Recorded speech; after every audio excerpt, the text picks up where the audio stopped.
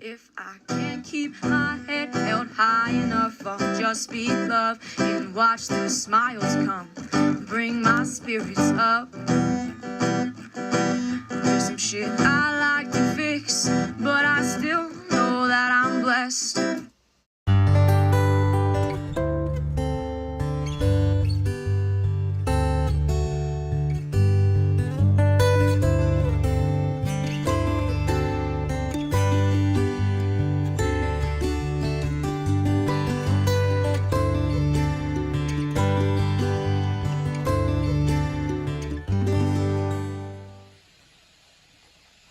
Happy holidays, everybody.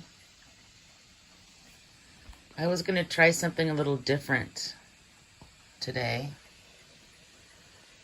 There's this awesome book by Willie Nelson, and I actually love all of his books. I've read many of them. And I was going to see about possibly at least giving an intro to this book to see if you guys maybe wanted to read it yourself someday.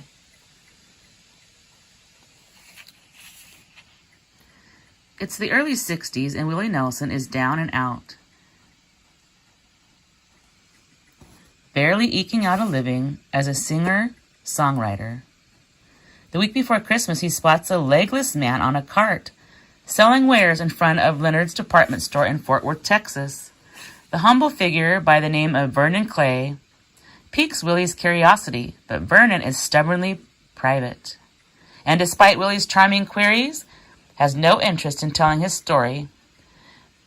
Willie is tenacious, though, and he eventually learns that Vernon is a fellow musician, a fine guitarist and singer.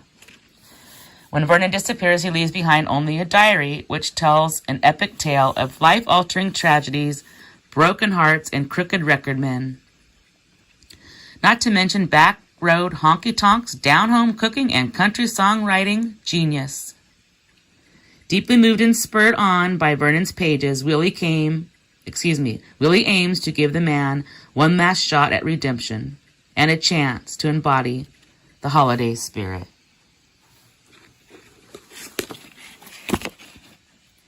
Willie Nelson is an American country music singer-songwriter, as well as a poet, actor, and activist. He is also the author of 6 previous books. Nelson was inducted into the Country Music Hall of Fame in 1993. Sorry, guys. David Ritz co-authored the memoir It's a Long Story and has collaborated with everyone from Ray Charles to Don Rickles. Willie Nelson's inspiring Christmas fable based on his holiday classic, Pretty Paper. You guys probably know this song, too. It's a nice song. More than 50 years ago, Willie Nelson's beloved Christmas song, Pretty Paper, first hit the airwaves. And for all these years, Willie has wondered about the real-life Texas street vendor selling wrappings and ribbons who inspired his song. Who was the poor soul? What did his painful trials say about our loves, our hopes, our dreams in the holiday season? And in the rest of our lives. So when Bobby gets home later, I'm going to at least read chapter 1 to him, and I'll record that.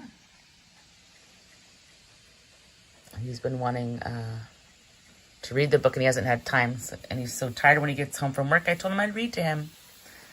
I don't know about you guys, but I love when people read to me. What does this say? That's awesome. I like the pages and the colors and the paper. I don't know. I love books.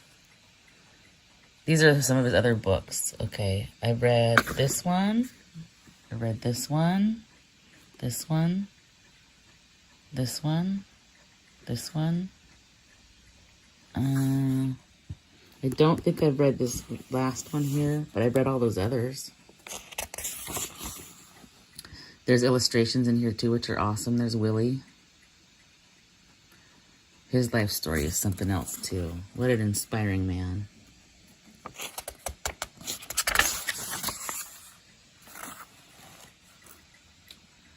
Pretty paper, pretty ribbons of blue. Wrap your presents to your darling from you. Pretty pencils to write, I love you. Pretty paper, pretty ribbons of blue.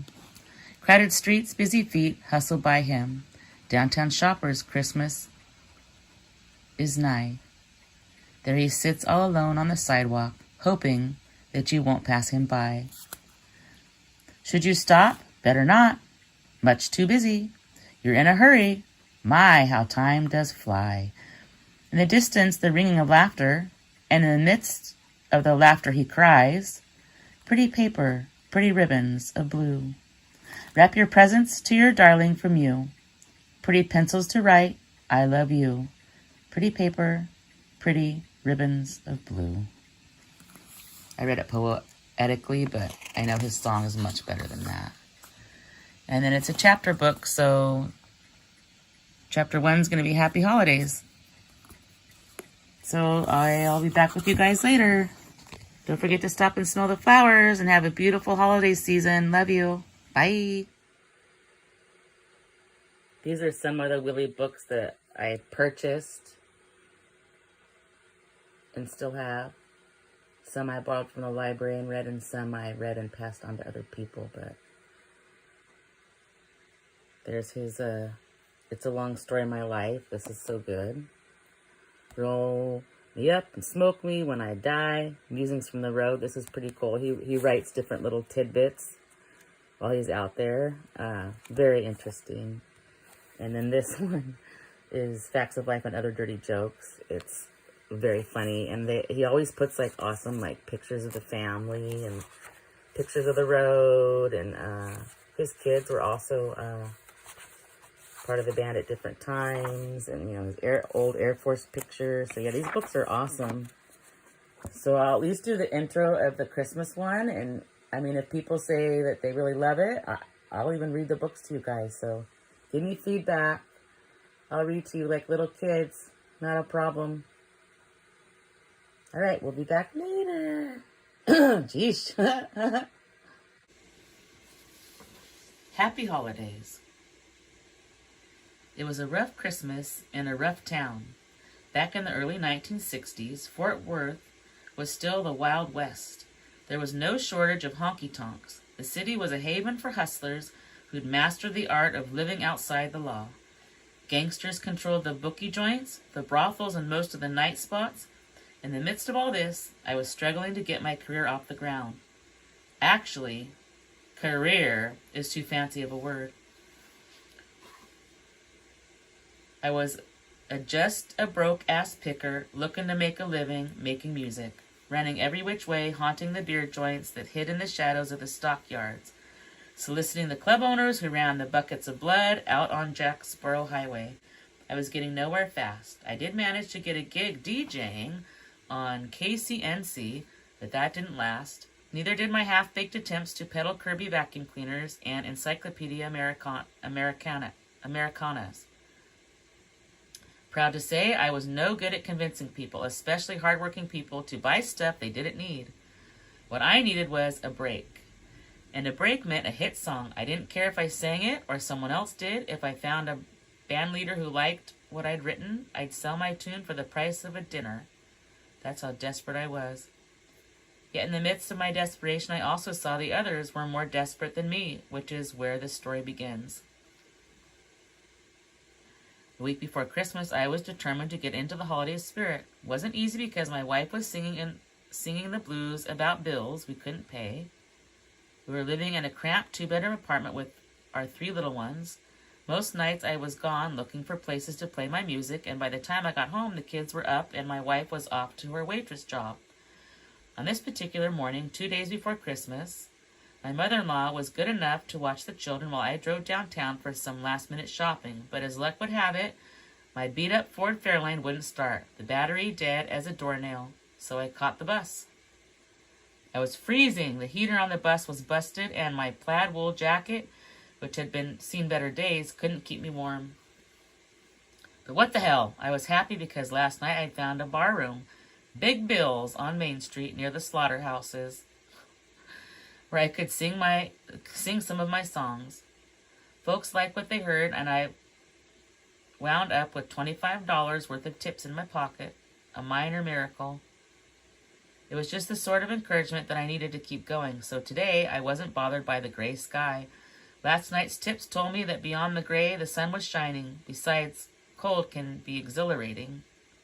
Best of all, snow was in the forecast, meaning that my kids might get to enjoy their first white Christmas. I got off at Houston Street in the middle of downtown. The sidewalks were crowded with shoppers, men in fedoras and long overcoats, women in furs, kids bundled up with scarves and mittens. The store windows were decorated with wreaths and poinsettias. I could see my breath in the frosty air. Already a few flakes had begun to fall. Everyone's expectations were high. Everyone's heart was full. A beautiful Christmas was just around the corner. A Christmas when, at least for a day, we could forget our troubles and enjoy simple fellowship with family and friends. Up ahead was Leonard's, the mammoth department store that took up 6 city blocks. The establishment that advertised one-stop shopping with more merchandise for less money. During the holidays, Leonard's was also famous for installing a Santa Claus monorail and an elaborate Toyland department. When it came to Christmas cheer, Leonard's was the spot. But then all of a sudden, a few steps down from the store's main entrance, I saw someone who stopped me in my tracks. A man whose legs had been amputated above his knees, supporting himself on a large wooden board resting on 4 wheels. The board held not only the man, but an array of neatly arranged products that he was selling: wrapping paper, pencils, and ribbons. In addition to the traditional Christmas colors of green and red, his merchandise also came in blue, orange, purple, and yellow. He easily moved around the board, supporting himself with his long, strong arms. "Pretty paper," he sang out in a strong and emotional voice. "Pretty ribbons of blue. Wrap your presents for your darling from you. Pretty pencils to write, 'I love you.'" He sang like he meant it. In fact, he sang like a singer. He sang in tune. Sadly, he also seemed to be singing in vain. I didn't see a single person to stop to buy his wares. And yet that didn't stop his singing. I sensed that he sang to lift his spirits and stay warm. I stood about 9 or 10 feet away from him, off to one side, so he wouldn't see me studying him. What I saw was a man who looked to be roughly my age, in his early 30s, a handsome man with chestnut brown eyes and a brown beard covering a square-jawed face. He had a broad nose and thick eyebrows. He wore a black turtleneck sweater with big, gaping holes. His blue jeans, which covered the stumps of his legs, were tattered. Despite his handicap, he projected a sense of confidence and rugged masculinity. As he sang in his song peddling his wares, his eyes looked upward, above the crowds passing by, above Leonard's department store, above the streetlights, into a sky filled with snowflakes growing fluffier by the minute. Some of the flakes landed on the man's eyes, melting on his lids and giving the impression that he was crying. Was he crying? Was he distraught that no one found the time to stop and inquire about him or his colorful merchandise? I wanted to stop.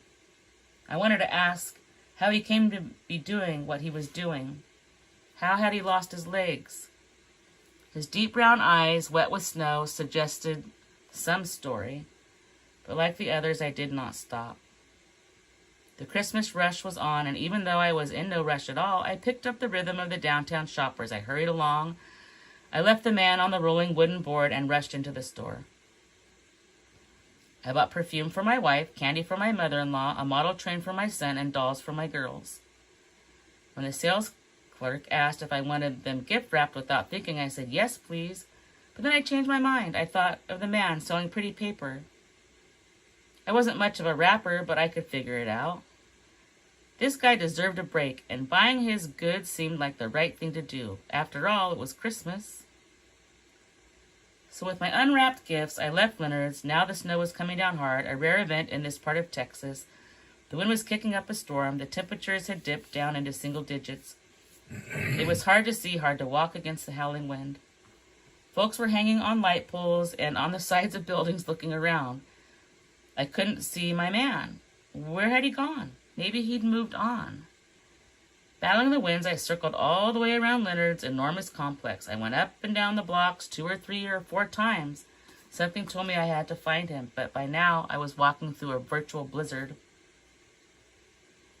I couldn't look forever. He'd probably found shelter in some nearby coffee shop, or maybe he actually went inside Leonard's to wait out the storm.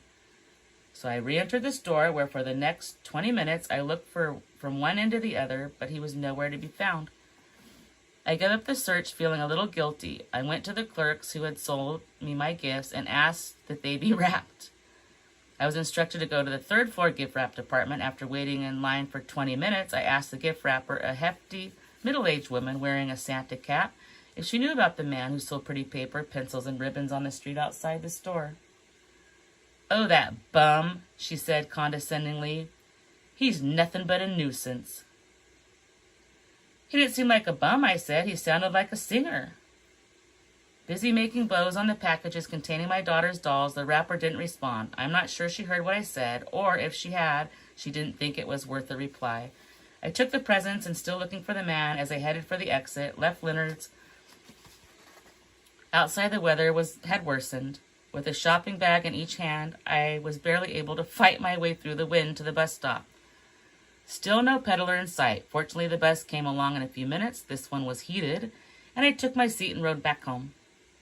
We had a nice Christmas. Big bills made the difference. I worked there consistently through the holidays, meaning I could pay off some back bills and make peace, not to mention a little love with my old lady. The kids loved their presents. My mother-in-law loved her chocolates, and I thought, if I could keep gigging and save a little money, maybe, just maybe, I could make that move to Nashville, where I might have better luck selling my songs.